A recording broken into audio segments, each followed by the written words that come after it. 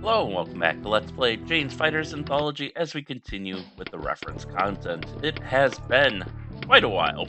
This will probably go up 2 weeks since the last episode, but feeling a lot better now, so we should be able to continue on, and it looks like we'll be doing Mitsubishi today. Mitsubishi F-1, title Mitsubishi F-1, type single-seat close support fighter. Program following the JASDF, or Japanese Air Self-Defense Forces, decision to develop a single-seat close air support fighter from the T-2 supersonic trainer. Design of this aircraft began in 1972.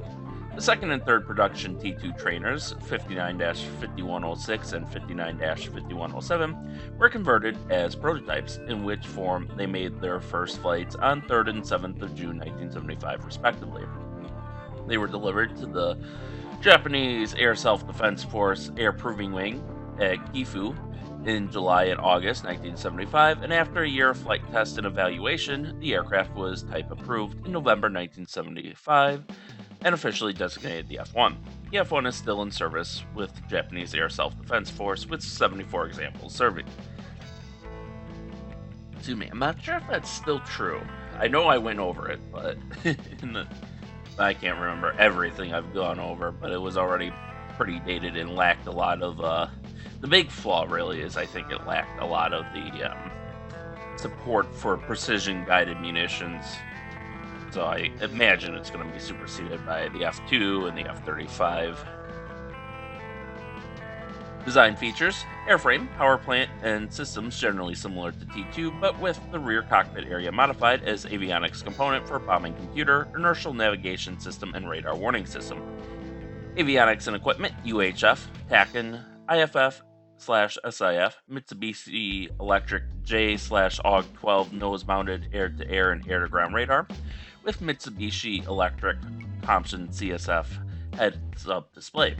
Japan Aviation Electronics J/ASN1 or Ferranti 6TNJ/F inertial navigation system, radio altimeter, air data computer, automatic flight control system, Mitsubishi Electric J/ASQ-1 fire control system and bombing computer, replacing the original fire control system and bombing computer from January of 1982 for compatibility with the ASM-1 missile.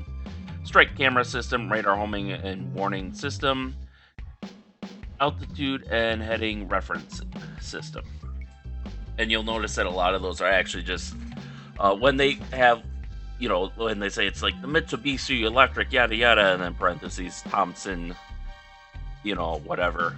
That's basically saying that those are Japanese license-built copies of those systems. Japan does a lot of domestic license building. Armament: single JM61 multi-barrel 20mm yeah, like right there. It's an M61 cannon, just like you find in the U.S. military, but they bought the rights to build it themselves, so they call it the JM61. But armament: single JM61 multi-barrel 20mm cannon, 1 under fuselage and 4 underwing hardpoints as in T2, with detachable multiple ejector racks. Primary weapon is the Mitsubishi ASM-1 air-to-surface missile, of which 2 can be carried on underwing stations. Bombs of 500 or 750 pounds can be carried on all 5 external stations, up to a maximum weight of 2,721 kilograms. Excuse me. Or 12,500 pounds. The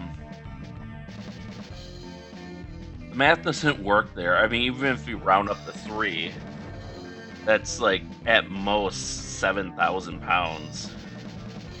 So I don't know why there's a discrepancy there. CBU-87/B cluster bombs can be carried on all 5 external stations. The 4 underwing stations can each be used for rocket pods, such as the JLAU-3A with 1970mm rockets, the RL-7 with 70mm rockets, and RL-4, which has 4 125mm rockets.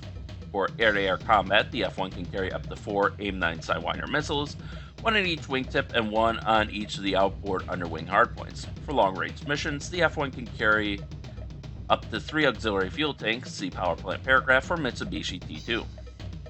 Dimensions: external, wingspan 7.88 meters or 25 feet 10 1/4 inches, wing chord at root 4.172 meters, or 13 feet and 8¼ inches. At tip, 1.133 meters, or 3 feet and 8½ inches.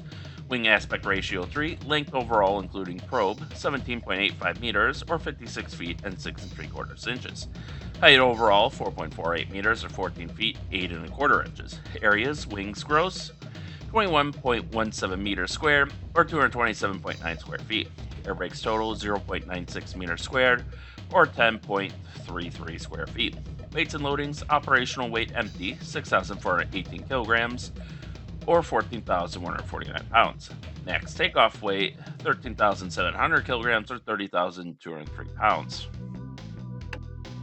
Performance, generally similar to T2 clean, except for takeoff run at max takeoff weight, 1,280 meters, or 4,200 feet. Length, 17.85 meters. Height, 4.48 meters. Wingspan, 7.88 meters. Takeoff weight, max takeoff weight, 13,700 kilograms. Takeoff run, 1,280 meters. And here we can see a typical F1 in the 3D view. Note the curvature of the wings there. Kind of reminds me of how World War II fighters used to have that kind of curvature in their wings, except they were curved the other way, like the gull wing of the Corsair. But some of that might just be because that wing, you notice the wing is basically mounted at the top of the aircraft, more or less. So you can see dual engines there. Yeah, this should have had a lot more information, but they don't have the T2 in the database because it's not in the game. So for like half of it, it's like, oh, reference a T2. And it's like, no, you can't do that. Single operator, that hump there contains the mission electronics, as they said, and the avionics. So all in all, a simple but effective strike aircraft that I don't think has ever... I think it's had the fortune to never see service. Let's put it that way. Not saying it would have performed badly or anything, but just, hey, they didn't need to bomb people, so, that's good, right? But, in any case, there's not much more to really go on about it, so I think that's going to be it for our episode today. So with that, thank you all for watching, and stay tuned for next time, and stay safe out there, and we'll see you then.